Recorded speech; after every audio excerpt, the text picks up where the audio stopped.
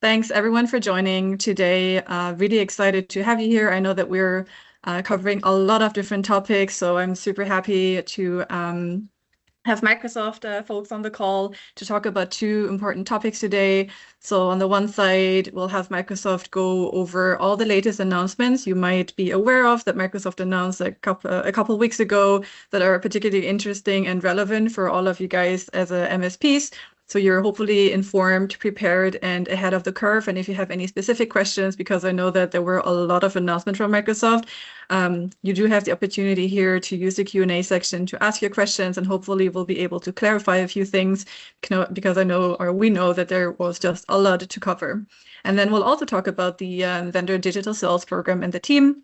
So Microsoft is going to talk about what it is, how it works, and also most importantly, how it can help you drive growth and scale your cloud business and your Microsoft program. So yeah, all of that to say, I know that we have a lot of content to cover. So before we dive in, maybe just a super quick introduction on who is joining me today. So we have Jorge on the vendor digital sales team, who is going to have the first session to talk about the VDS program. And then I'm also joined by Shivani and Glorabel from the Microsoft team, who are going to talk about all the recent Microsoft announcements I guess we want to cover and kind of like share today. So super excited to have all of those people on the call. As I mentioned, so roughly over the next 58 minutes, we're going to talk about the VDS program, the May CSP announcements, and we do have a small section of Q&A at the end, but I do know that there's a lot of content to cover. And just like a few housekeeping rules, we will share the recording and the slide deck afterwards with every one of you. So I guess feel free to either take screenshots, take notes, ask your questions, but also be aware that we are going to share the recording and the presentation with you afterwards. And we do have a roughly 5 to 10 minute Q&A slot at the end where you can immediately ask a question, but also feel free to use the Q&A section, like the Q&A box during the presentations. So having said that, I guess, Jorge, up to you. I know that we, as I mentioned a few times, have a lot of content to cover, so happy for you to start first. Great. Thank you so much, Tram. Thanks for the invitation. I'm very excited to be with everyone today. Quick introduction. My name is Jorge Castillo Lezama. I'm part of the Microsoft SMB team based out of Seattle, and I lead part of our vendor digital sales program. So I have two objectives for today's session. The first is I hope that I can give you an overview of what the vendor digital sales or VDS program is and help you understand how we're adding value to the channel and how we intend to work with you and your customers to drive upsell and growth. And then my second objective is to deep dive into one investment we have made very intentionally within our vendor digital sales structure, which is a large team of Microsoft technical experts that are there to support our sales cycle, but also to be a resource to you that you can leverage on demand for any pre-sales technical Microsoft needs that you might have. So I hope I can, in the next 10 or 15 minutes, cover both topics. And then, of course, at the end, we'll have time for Q&A as well. So Tram, if I can ask you please to move to the next slide. This is a one-pager that I think summarizes at a high level a lot of what the Microsoft Vendor Digital Sales Program is. So this is a global program. I am part of the Americas team running the program locally in the Americas together with some of my peers. And Microsoft Vendor Digital Sales, or VDS, is the largest SMB sales engine at Microsoft, right? So we focus only on the SMB space. And we are what we call at Microsoft a digitally initiated and partner closed sales engine. And I want to take a minute there to really explain what each of those parts of that sentence means. First of all, digitally initiated, right? Our team, we have a team of sellers, and I'll go deeper in the makeup of our team in one slide after this one. But we have a team of sellers that engages with existing Microsoft customers and are trying to identify opportunities for upsell and cross-sell for growth, essentially. Our team is compensated only on driving growth, right? So our team quota is only reached if we can, get the customer up to a more premium SKU, get to grow seats, or cross-sell into a different solution. So that's what our team is compensated and measured on, is the growth that we can drive on these accounts. But more importantly, the partner close section, right? Our team doesn't sell directly, right? We don't sell, quote, transact, implement. None of that is part of our scope. Our team identifies these opportunities, but shares all of them with a customer's preferred partner, right? So all of the pipeline that our team generates globally, and of course in the Americas as well, is always shared with whoever the customer designates as their preferred partner. So I really want to emphasize that, like all of the growth that and all the transactions and all the additional revenue will go through partner and the customer's preferred partner, in many cases, a lot of you, right? So we really see ourselves as an engine that is there to help you accelerate your growth, to help you drive more business with your customers. Our team does engage customer directly because it's a mandatory requirement from a compliance perspective at Microsoft globally that the customer is the one that tells us who their preferred partner is. So that's a requirement of our engine from a compliance standpoint. But as soon as they let us know who their preferred partner is, who they want to move forward with, we will engage the partner. We will share those referrals over to you.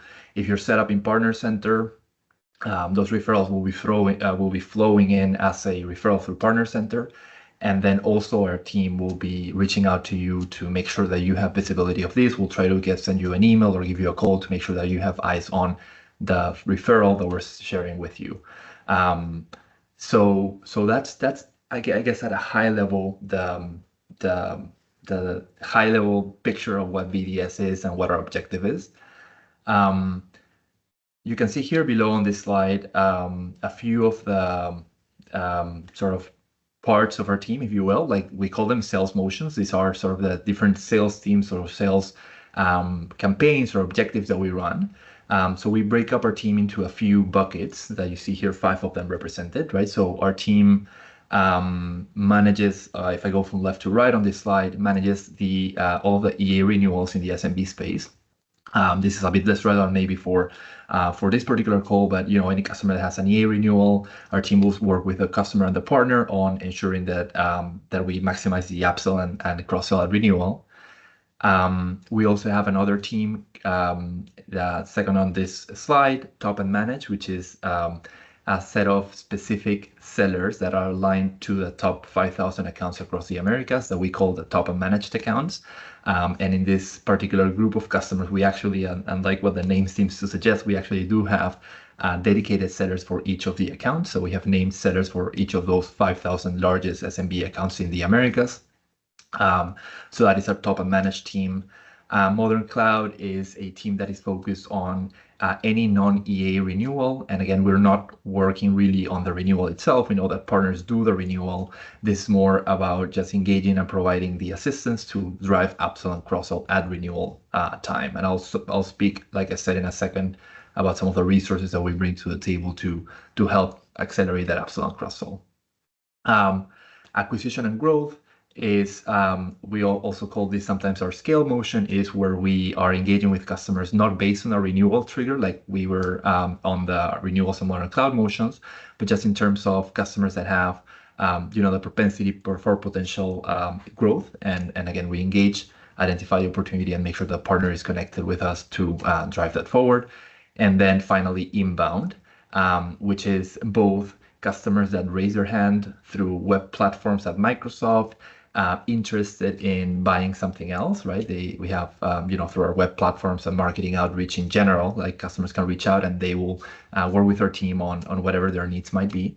But also partner inbound, right? And I'll speak to that in a second in a bit more detail, but essentially being able to put our resources make our resources available to you so that you can also take advantage of them and work with our experts and our team on accelerating your own pipeline, any opportunities you might have in your scope. So that is at a high level what Microsoft Vendor Digital Sales is.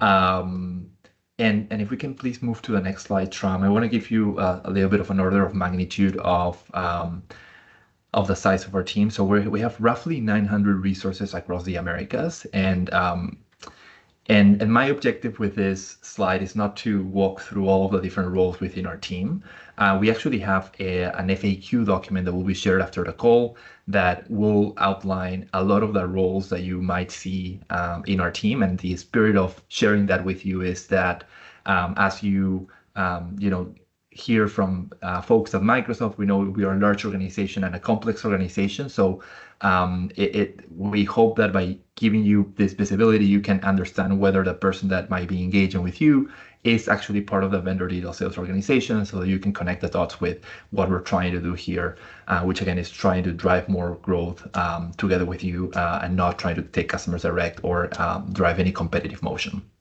So we'll share all the acronyms and the roles and everything in an FAQ after the call. But my objective with this slide is really to hone in on 2 points. First, the fact that it's a large organization and we have a large scale to really help drive that growth in the SMB space. And then 2 is, if you look on the bottom left of the circle, there are 139 resources that are what we call our technical specialists, or really the name that you might see more often is expert technology consultants. And so I want to deep dive on that team, because as you can see, 140 resources out of 900 is a significant investment. And we have been very, very intentional about building and growing that team. So if we can move on to the next slide, please, Stram. I want to show you or leave you with a bit of a description of what this team does, right? So 140 resources across the Americas helping. They're Microsoft technical experts, right? And what they do is they do 2 things essentially, right? They support our sellers. So whenever our sellers identify an opportunity and work with a partner, they bring in our technical resources to make sure that we are providing any technical needs that project might have, right? In terms of pre-sales, project scoping, right? So and then the other thing, and I'll go into the details of what I mean by project scoping in a second.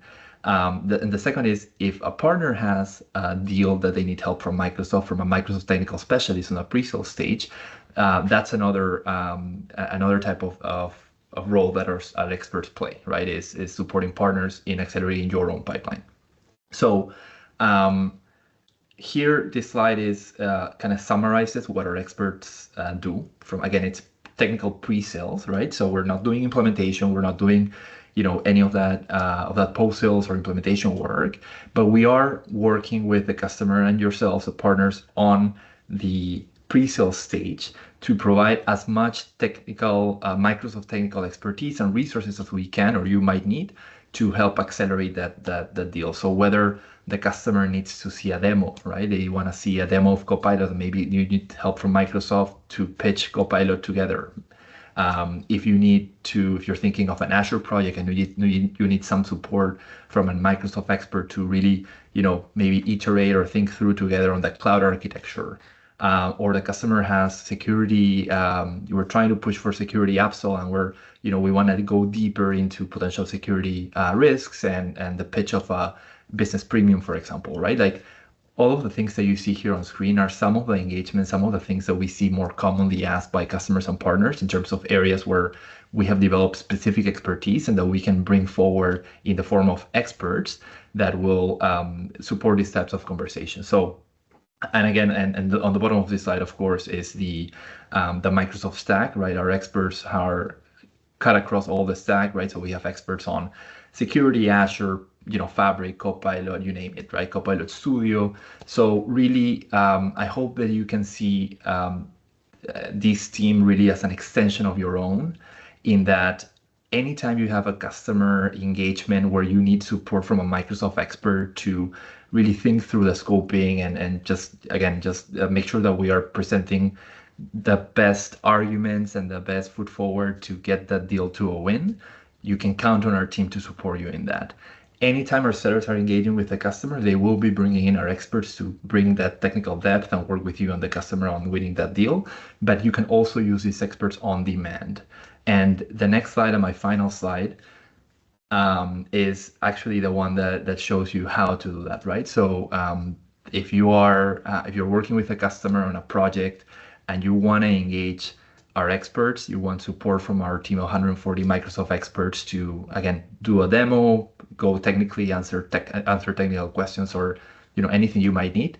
Here are the two links that you can use if you're based on the US and Canada, which I think a lot of you are. The first link on screen, which Anne-Marie has very kindly put on the chat as well, is the one that you can use to request. So it's a form, you fill it in, and within 3 business days, you should be hearing back from our team, and we'll connect you with a representative and an expert that will bring in that type of expertise that you need. So again, I know if I had to summarize a bit of what I've gone through, I think first of all, this is a team that is compensated on getting you to sell more, right? We are a partner digital initiative, a partner close sales engine. We do all of our business through partners, so we definitely want to work with you on everything as much as we can and bring you as early as we can into the sales cycle.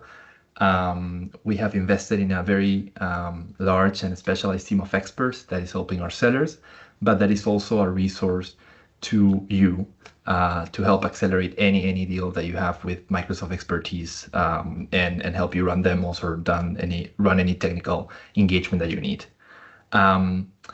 So I think that's all the time I have. I'll be back at the end of the session for any Q&A. But yeah, I think I'll hand it back to you, Trump. Yeah, thank you so much, Jorge, for the presentation. I guess just quick, because I see Vince asking in the chat. So yes, we will be providing the whole slide deck to everyone after the call and also the recording. So all good on that side. Eric, I saw that you raised your hand a few times. If you want, use the Q&A, I guess, section, because I know that we have so much content to share. I'd rather have either you ask the question in the chat or at the end when we have full time dedicated to all questions, asking the question there. So thanks, Jorge, for, I guess, the presentation on VDS. I know that we had a lot of questions here and there on our side at Sherweb, always asking about who is this from Microsoft reaching out to my end customer. So we really wanted to have the time, I guess, and someone from Microsoft going over this to talk about the program. So thank you a lot. And I guess having said that, Shivani, I know that you and Glorabel have a lot of content to share, so I'll stop sharing on my end and I'll let you guys take over from here. Thanks, Tram. I think Shivani is going to be pulling the PowerPoint deck up. Perfect. It's loading here. If you guys can just double check that you can see the slides. Quick reaction. Awesome. Okay. All good. Sweet. So hi, everyone. A quick introduction. If you don't know who I am, my name is Glorabel Mondragon. I am a senior partner marketer in our business application space, focused on driving our SMB solutions through our indirect provider. So I work very closely with Trem and the rest of the Sherweb team. And I also have the pleasure of sharing this virtual stage with Shivani, who carries a very similar role, but in the modern workspace. So we're going to be covering some updates. We have a lot of updates to cover in regards to our CSP program. So we're going to go ahead and get started.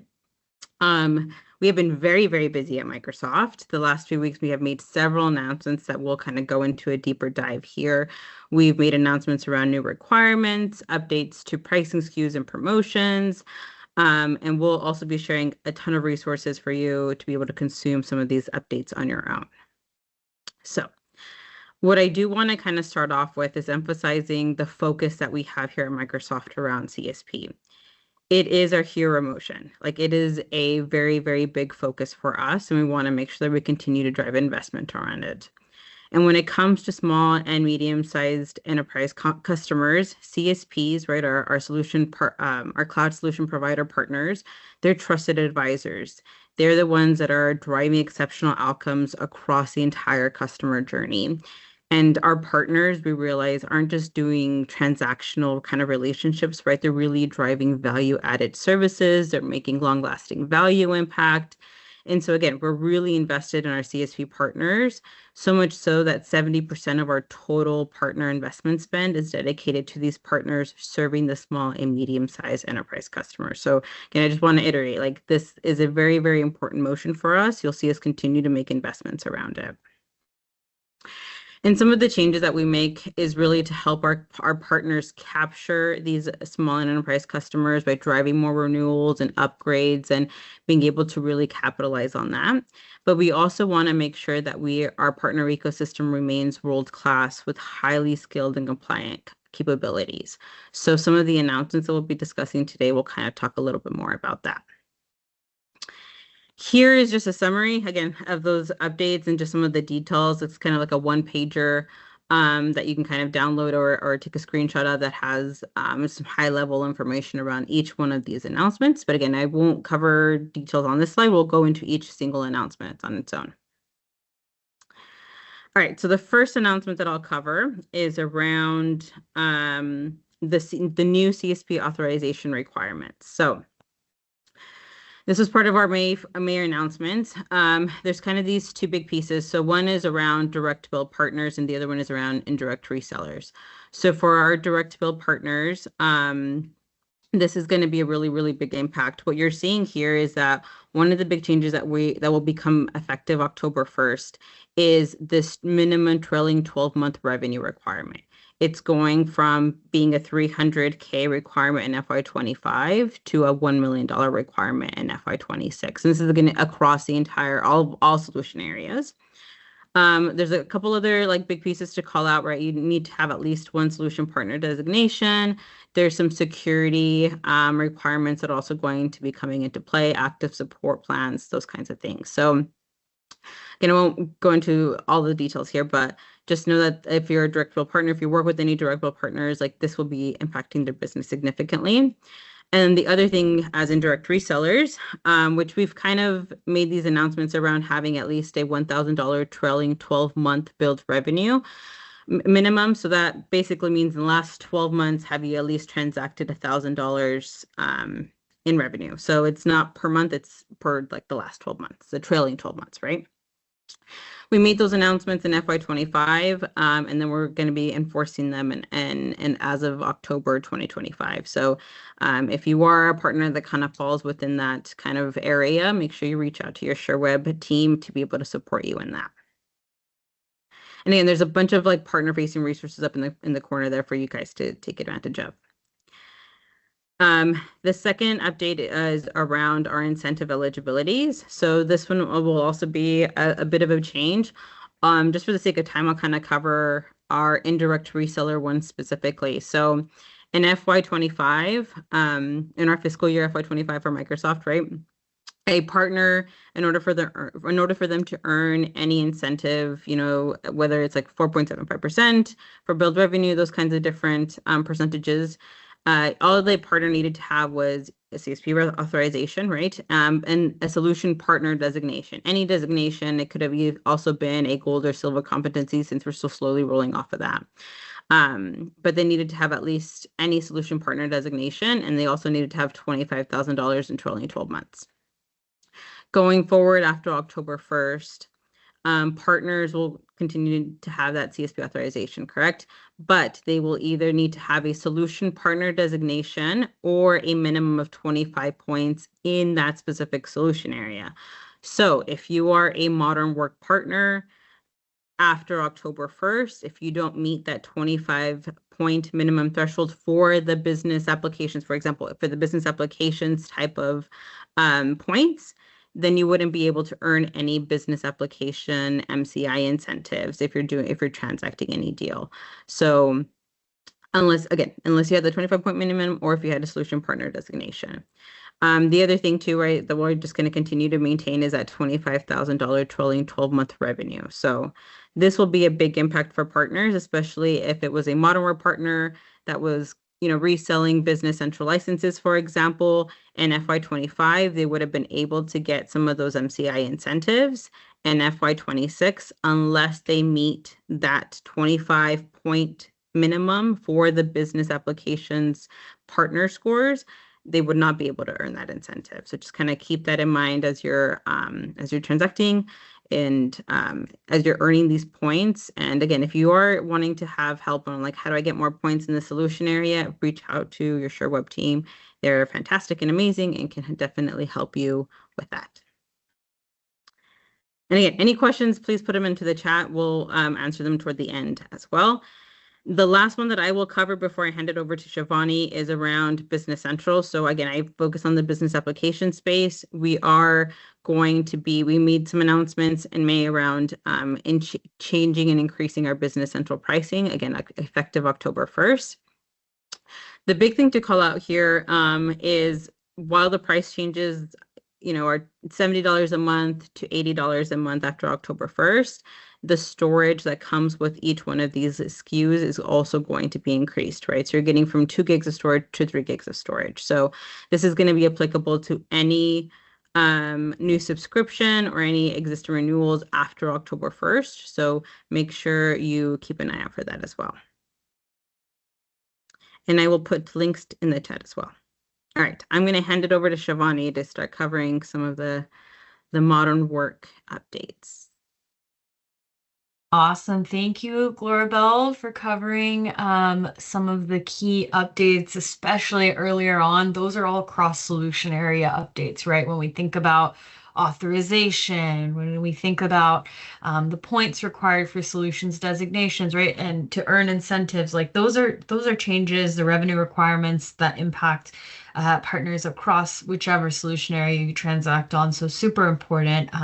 But we're going to double click into one of the announcements that was covered on the table, which is 3-year SKUs that are launching for E3 and E5 in CSP. And so partners will start to see these 3-year subscription terms for Microsoft 365 E3, E5, and Teams Enterprise standalone SKUs as of May 1st. I know we're coming up on the end of May, but so about approaching 1 month on this. But these are going to be available for partners to start transacting for customers beginning June 1st. So starting on June 1st, coming up right around the corner, the new 3-year subscription term for Microsoft E3, Microsoft 365 E3 with Teams and E5 with Teams will be available on the price list.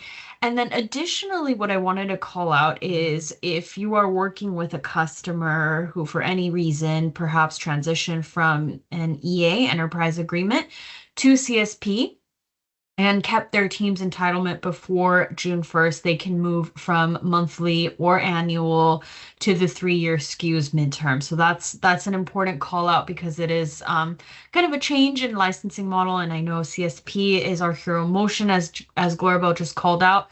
So as you are working with customers who might be migrating in similar scenarios, this is something that you can keep top of mind.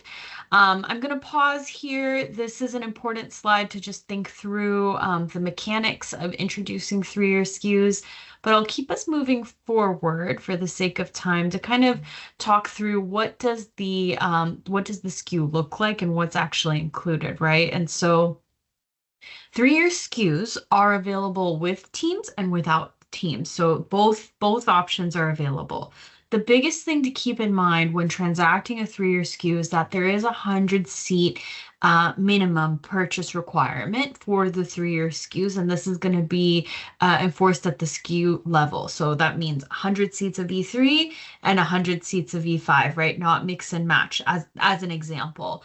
The important piece on why the minimum seat is required, it's just to ensure that the 3-year price protection is really available to customers who are making a substantial long-term commitment to you as partners as a business and to Microsoft, right? Really investing in that relationship. And so that's one thing that's important to remember. And then as far as billing terms go for these offers, it's going to be paying upfront. So this is full payment for the 3-year SKU and so annual billing as well, but monthly billing is not going to be available for these 3-year SKUs.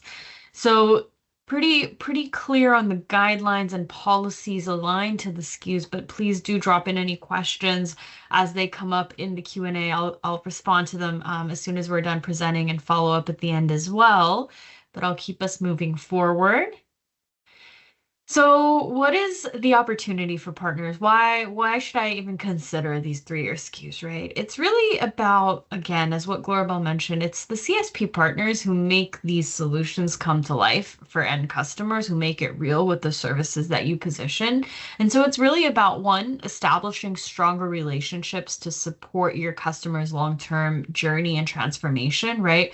Build that customer relationship to help them grow and evolve, expand into their AI journey, right?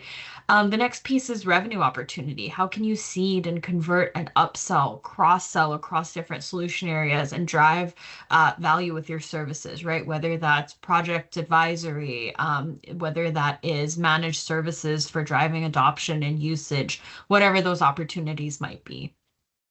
The third thing that I'm going to call out is just deal making capabilities, right? Making sure that you're able to provide your customers with the option that best suits their needs across the full spectrum, right? All the way from monthly, all the way to now 3-year SKUs. And we'll talk a little bit about what the billing matrix looks like, but something that you're able to provide your customers with the full list of options that best suits their business. And then the last two things is, improving ROI, offsetting any acquisition costs, making sure that you're able to minimize kind of administrative costs as well. If your customer is interested in locking in for the 3-year subscription, that hopefully helps streamline some of the business requirements, especially with your larger customers in your base.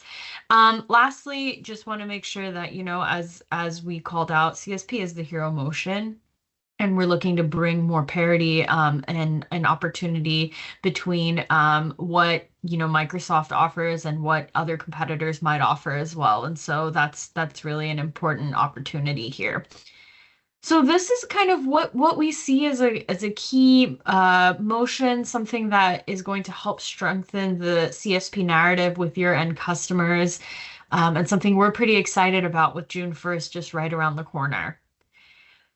So I know I just mentioned on the previous slide, like what are all of the billing terms and options that are now available in CSP? And so would encourage the team here to keep this as another one of those cheat sheets for you to have a look at and continue to remember. And so at the end of the day, the customer's choice will always help define the motion that makes the most sense. But really, this is showing that, the monthly subscription, that's where there's a premium for the ultimate flexibility, more short-term users moving to annual, which is probably the most compelling when it comes to savings, especially for customers who are willing to pay annual upfront, right? That's probably the best option from a pricing perspective and having consistency.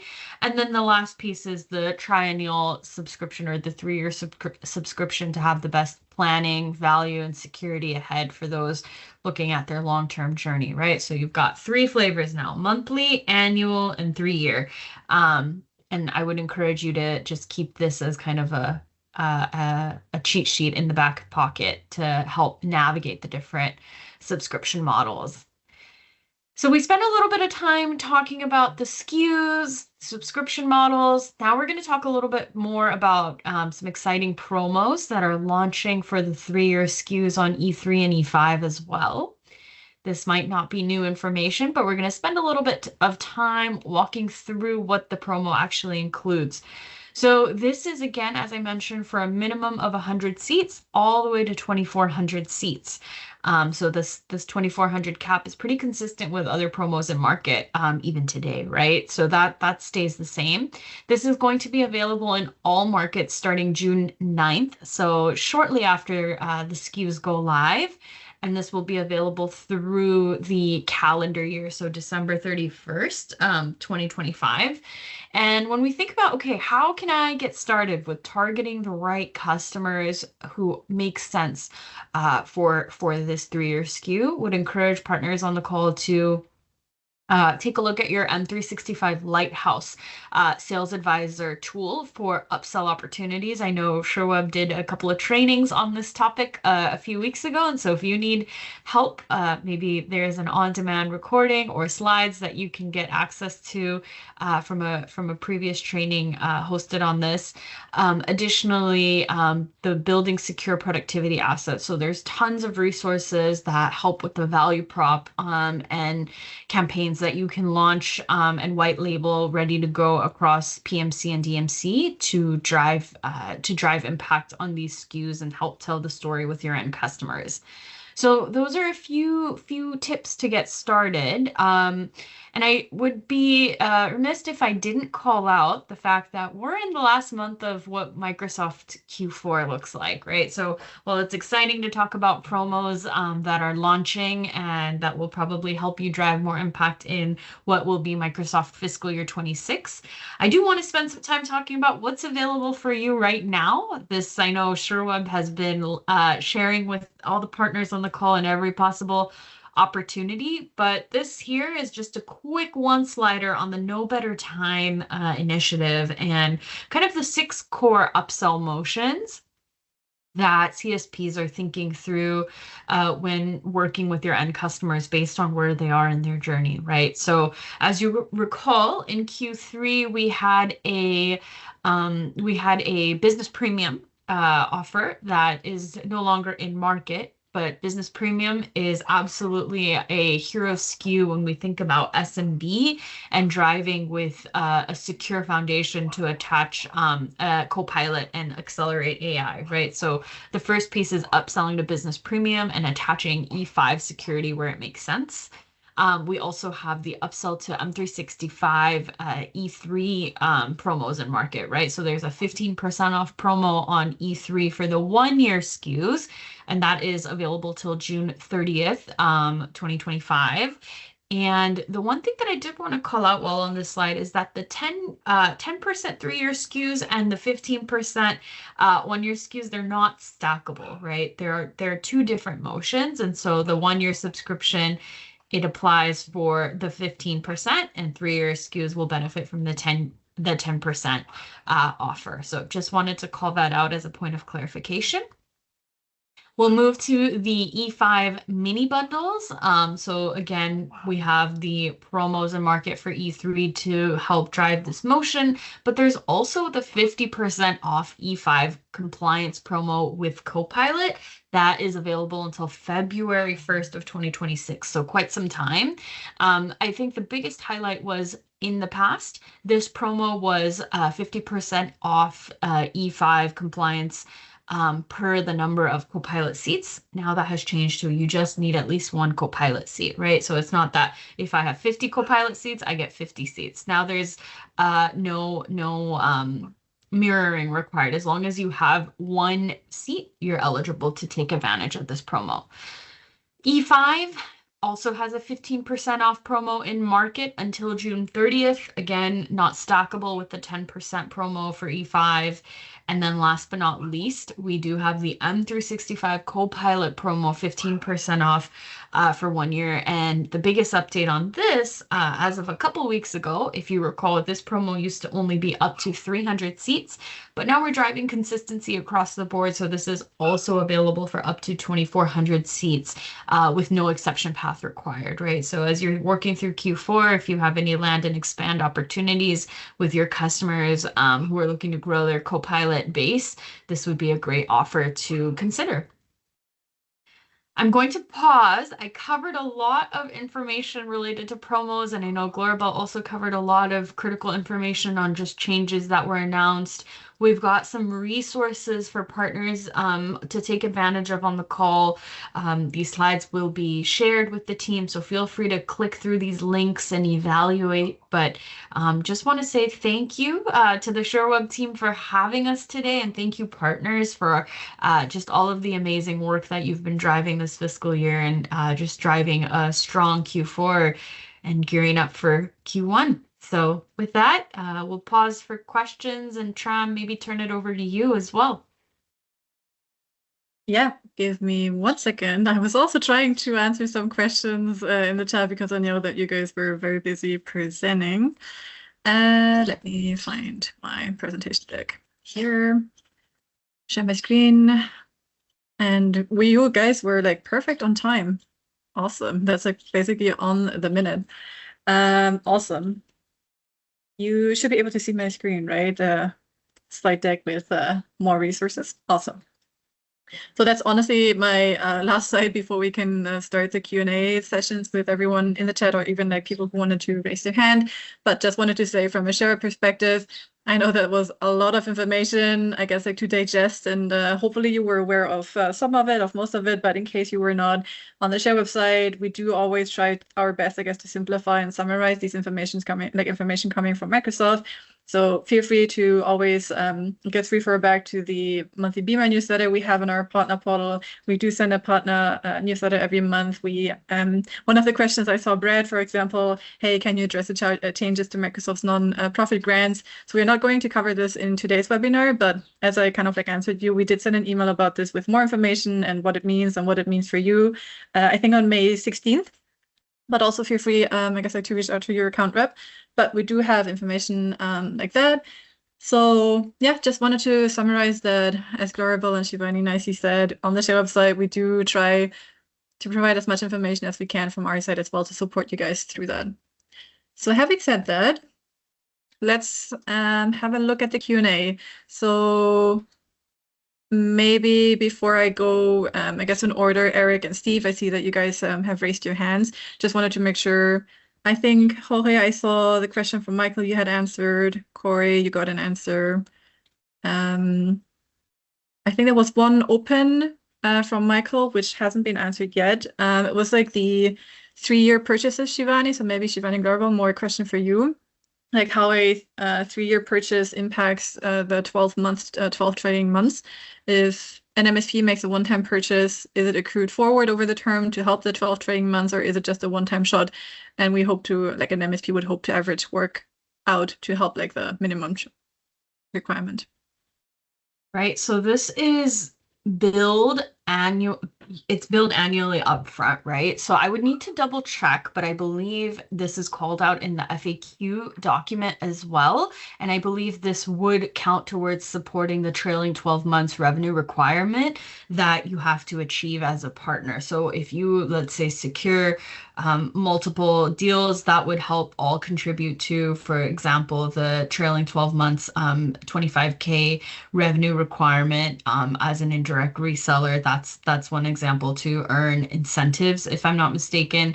And then additionally, if you want to earn, if you need to continue to transact as a indirect reseller, it's only $1,000 trailing 12 months. So that should be pretty easy to achieve with a 3-year SKU solution as well. But that is something that has actually been around for quite some time, but now it will start to officially be enforced. So the trailing 12 months, I think, if I'm not mistaken, 1K has been around for at least 1 year, but now it will be enforced based on anniversary date of when you became a CSP. Awesome. Thank you for that. And I think maybe, Michael, I think you had a very similar question all around points for licenses. So maybe, I guess, Shivani, whatever the FAQ, hopefully that should clarify that as well. I think it was like, hey, do you get points for converting to annual licenses?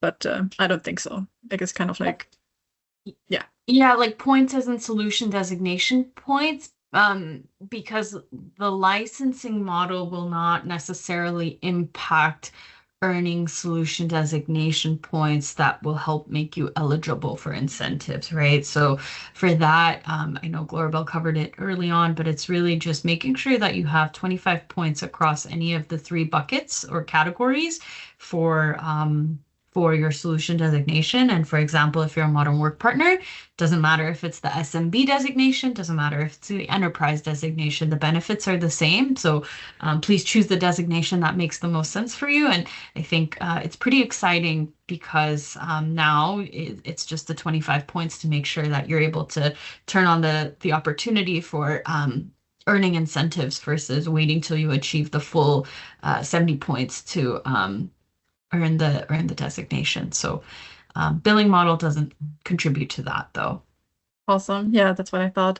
Eric, since I see you have your hand raised first, but also you put the question in the chat, so I guess feel free to, I don't know if we have to unmute you, Anne-Marie? I can do it, yes. Okay, awesome. Unmute you, Eric.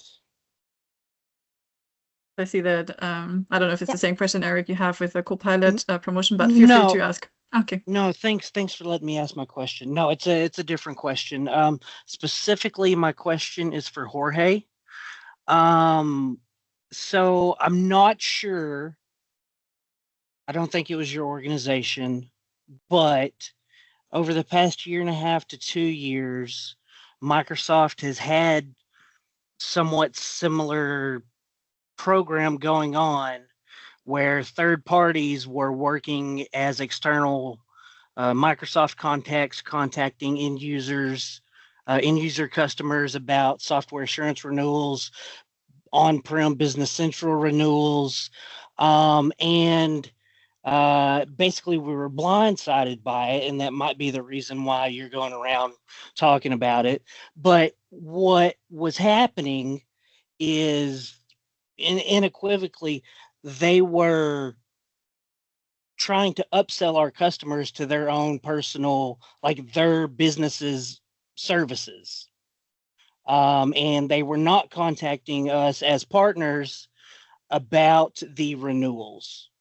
Now, I understand that you said the end user customer has to mention their partner that they'd like to work with, which I don't like that at all. But how is your service differing from what has been going on, which is essentially the way we see it? We take it personal, like they're trying to poach business from us, and Microsoft's okay with it.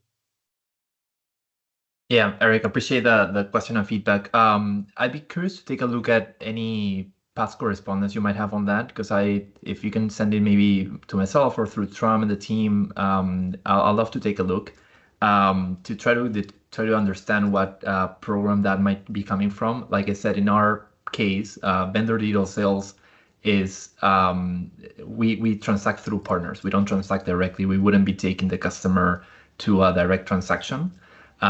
We would be sharing that opportunity back with you. We will be asking a very clear question to the customer. Hey, who's your preferred partner? They'll say it's you, and we'll share it back with you. And we'll work with you and our sellers, our experts, and just make sure that you have full eyes on the opportunity and that we can partner with you on next steps. So if you've experienced cases where that's not the case and where you've seen our team poking business to your point, or taking customers directly. Just to be clear, I don't know if it was your organization or not. I don't think it was. Yeah. So I'm not trying to say No. you're doing this, but that's been our experience multiple times over the past 1.5, 2 years, and so it doesn't really matter. I think Microsoft's going to go forward with it anyways, but having the reassurance that you're working with the partner, that's going to be major for us to really engage with the whole process.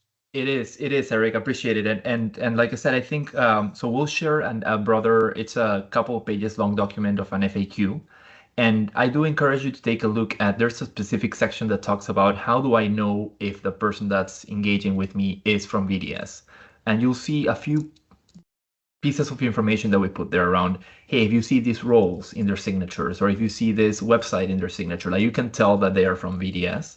And if they are from our team, then you can, again, rest assured that it is part of a partner motion, right? It is something that will go back to you as a partner and will transact through you. So again, I'll be happy to take a look at any other examples you might have where the experience hasn't been that, just to make sure that I can connect the dots internally. But our motion is digital initiated partner closed, and again, I think that FAQ will provide a lot of visibility as to how to tell if it's us, and for the most part, hopefully the majority of the times it will be us, and you wouldn't have a problem with the partner close side of things. Thank you. Yeah, thanks, Eric. Awesome. Appreciate it.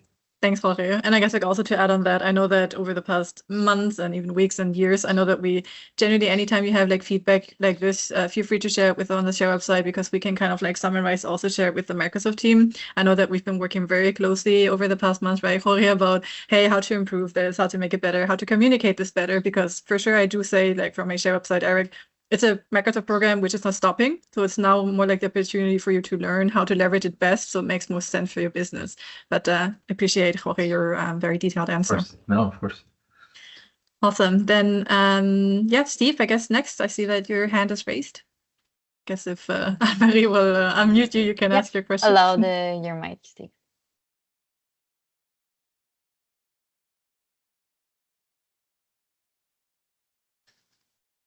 Oh, perfect. There we go.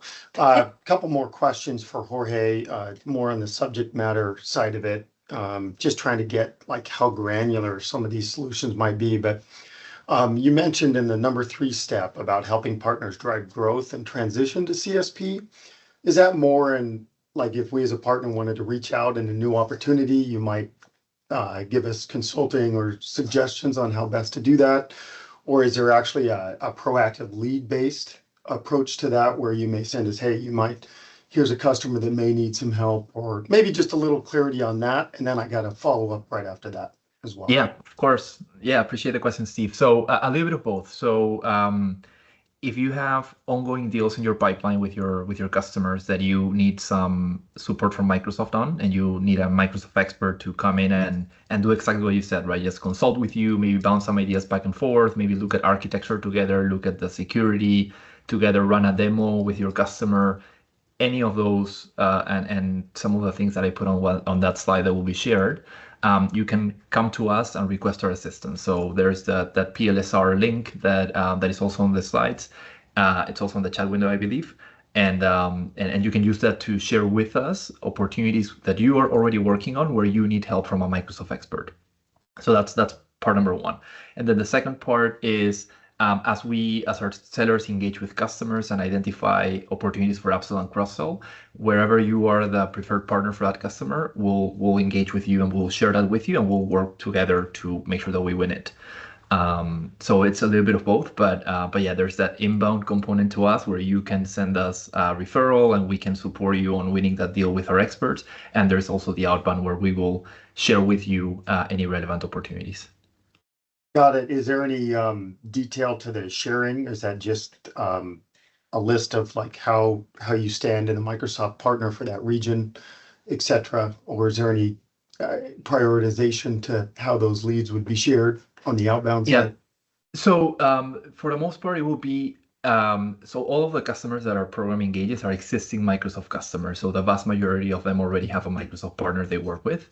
So if the customer, our team very early in the conversation with the customer will ask them who their preferred partner is, and if it's you, right, we'll share it back with you. So it's usually going back to the customer's existing partner, right, because that's for the most part their preferred partner. We don't have a lot of business where it's like net new, where a customer doesn't already have a partner. Right. There's some of that, but the majority of it is where the customer has an existing partner, and we just want to make sure we loop them in early in the conversation and work together with you to win that deal and give you eyes on maybe some needs your customer might have that we can service together. Got it. Okay, makes total sense there. And then the follow-up question is just advancing that one slide was building a cybersecurity roadmap for a customer. Is that again more as we build it together as we get information, or do you have kind of a baseline template that you work off of, like a play card? Yeah. And is that viewable? Something that we could actually see if there is kind of a baseline play card for that?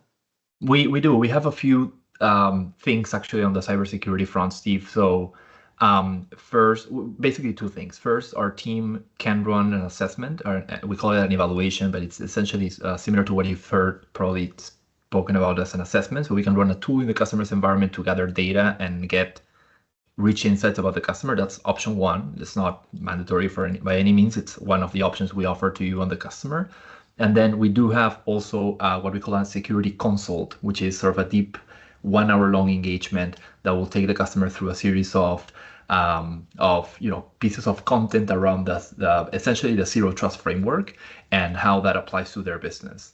So there's a zero trust based presentation that we run with a customer plus and or in combination with a cloud and security evaluation, this assessment that I was speaking about. So those are the two very specific security offerings that we have within our team. And what will happen usually, Steve, is as we work together on an opportunity, we'll consult with you what you think is the best option as well. You might also have some security content and engagements that you run internally. So we can combine. We're very flexible in terms of just molding what we have as a templated offer to whatever you think would be best for your customer. So we will work collaboratively on that. Got it. Thank you very much. Yeah, thanks, Steve. Awesome. I love Jorge, you're being grilled here. I mean, that's why we did it for, right? Because we knew that there were going to be some questions. Awesome, Steve. Then Nicholas, I guess, last, because I know that we have 5 minutes left. Yeah, I had a question around the partner center security requirements. Those are available to us even though we're indirect. We used to be direct, so I think it got enabled in our customer center early. There is an option in there, or one of the requirements is to enable multi-factor authentication for admin roles and customer tenants. Questions around that, because the insights when you go into that option only show us admins with MFA enabled, non-admins with MFA enabled, and total users. So it doesn't really tell us which tenants to focus in on. So kind of difficult to look at there. But also from a perspective of license sales, we have quite a few customers, including one that's on an EA, but we provide ancillary licensing to them, that we don't manage their tenant. So we have no control over whether they set MFA on an admin account or not. We can make the suggestion, but from a compliance perspective, I mean, they can accept that as a risk. Maybe it's a break glass account. So how can we be judged by what our customers do? I mean, the ones that we're 100% responsible for, that we offer services as a managed services provider, we're definitely making sure that happens, but I cannot force a customer to do something. And that's a significant amount of points in the new requirement. It's like 20 points. I mean, we've already met the other standards. So I'm not really sure how we can be forced to do that. Yeah, thank you for flagging that one, Nicholas. I think it's a important question. I will say I haven't come across this specific scenario before. This is a interesting use case, especially with that split that you mentioned on kind of EA as well. If you don't mind maybe sending an email to maybe Tram and myself, just to make sure that we can get some more clarity on this use case, that would be super helpful. And I'm happy to circle back with more details. So if you don't mind just sending a quick email summarizing what you outlined, that'll help me dig in a little bit and help connect the dots. Okay. Yeah. Are your emails in the meeting invite? I believe so. I can also put my email address in the chat. Yeah. Okay, yes. Perfect. That'd be great. Easier. Thank you. Awesome. Thanks, Nicholas, and thanks, Shivani, for the answer. Well, I am pleasantly surprised that we were able to go through all of this content. I mean, probably for everyone on the call, it will take some time to digest. And as soon as we send over the slide deck, I guess feel free to have a look at those as well, because I know that we crammed a lot of information into those slides. But having said that, I think I'm happy to wrap up the call. Thanks, Shivani. I know that Doorbell already had to drop. Thanks, Jorge, for joining and for presenting, I guess, like super relevant and important information for MSPs. Thanks for everyone who asked a question, either verbally or in the QA chat. So yeah, happy to wish everyone a nice rest of the day, and we'll send over, I guess, like as I mentioned, presentation, recording, etc., and FAQ from what Jorge mentioned as well for the VDS. So thanks everyone for joining, and yeah, happy rest of the day.